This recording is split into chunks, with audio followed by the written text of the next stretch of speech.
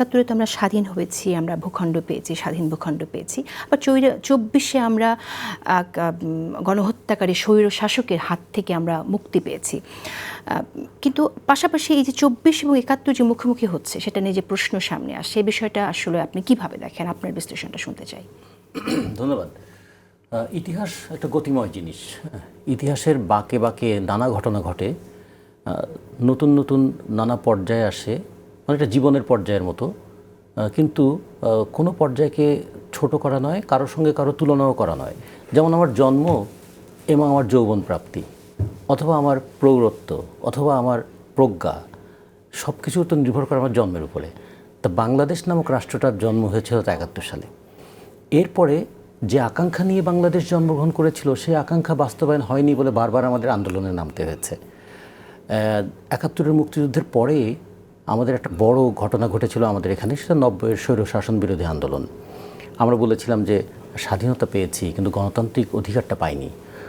আবার 90-এর গণ অভ্যুত্থানের পরে আবার যে আকাঙ্ক্ষা নিয়ে অভ্যুত্থান হলো, আকাঙ্ক্ষার অপমৃত্যু ঘটতে দেখলাম আমরা। এবং তারপর বিশেষ করে গত 15 বছরের যে একটা ফ্যাসিস্ট শাসন আমাদের এখানে চলেছিল, সেখানে মানুষের মনে এই আকুতিটা আবার তৈরি হলো যে মুক্তিযুদ্ধের অপূর্ণ স্বপ্নগুলো তো বাস্তবায়ন হয়নি, বরঞ্চ মুক্তিযুদ্ধ কি কারো কারো কাছে সুবিধার অস্ত্রে পরিণত হয়ে গেল, নাকি মুক্তিযুদ্ধ সাধারণ মানুষের একটা স্বপ্ন, সাধারণ মানুষের প্রতিজ্ঞা, সাধারণ মানুষের সাহসের একটা নাম। ফলে দেখুন কি অদ্ভুত একটা রাজনৈতিক বলবো সমীকরণ, বা একটা ধরুন অদ্ভুত অগ্রসরমানতা। 71-এ আমাদের ছিল কি সাম্য, মানবিক মর্যাদা, সামাজিক সুবিচার। 90-এ এসে আমরা চাইলাম গণতান্ত্রিক অধিকার, আর 2024-এ এসে আমরা আবার চাইলাম বৈষম্য থেকে মুক্তি। তার মানে ওই যে সাম্যের আকাঙ্ক্ষায় আমরা স্বাধীন হতে চেয়েছিলাম, স্বাধীন হয়েছিলাম, সেখান থেকে কিন্তু আমরা আবার বৈষম্য থেকে মুক্তির একটা লড়াই করেছি।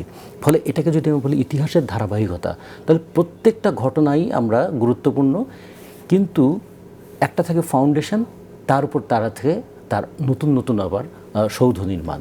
ফলে আমরা কেন এটাকে যে মুখোমুখি করছি আমরা ঠিক বুঝি না। কখনো কখনো এরকম মনে হয় এটা কি একটা আবেগের মানে প্রাবল্যে আমরা কখনো কখনো অতীতকে অস্বীকার করতে চাই, নাকি কখনো কখনো এ ধরনের একটা কনফিউশন ক্রিয়েট করে মানুষের মধ্যে বিভক্তি তৈরি করতে চাই।